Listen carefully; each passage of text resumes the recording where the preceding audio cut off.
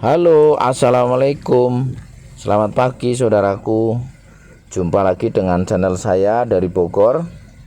Video kali ini saya ingin berbagi cerita, berbagi pengalaman, dan berbagi ilmu tentang pengalaman saya dalam mengembangkan budidaya sektor pembenihan ikan lele dengan cara-cara yang sedikit berbeda.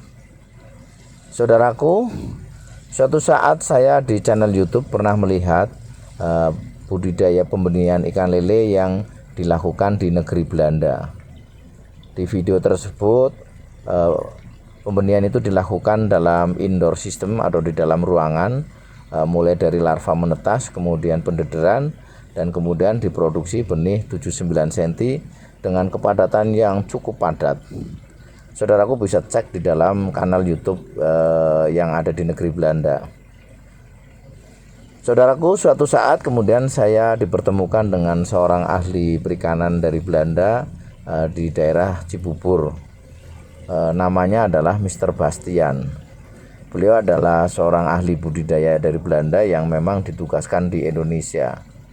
Suatu saat saya bertanya pada Mr. Bastian, apakah mungkin teknologi yang digunakan di Belanda bisa diterapkan di Indonesia?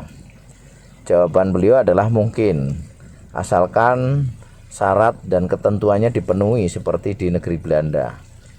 Saudaraku, tentunya tidak mudah untuk bisa mencoba dan mengikuti syarat yang harus dipenuhi agar pembenihan dengan cara teknik yang dilakukan di Belanda bisa dilakukan.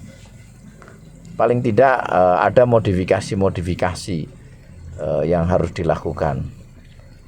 Kemudian beberapa kawan saya yang ada di lembaga penelitian saya hubungi dan mereka sama-sama sependapat bahwa jika syarat-syarat dipenuhi maka bisa dilakukan teknologi ini.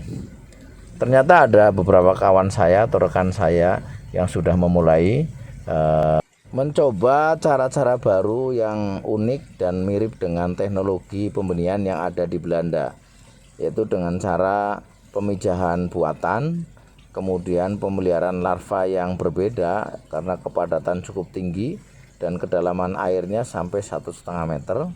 Kemudian di pendederan satu sama dengan kepadatan yang cukup tinggi.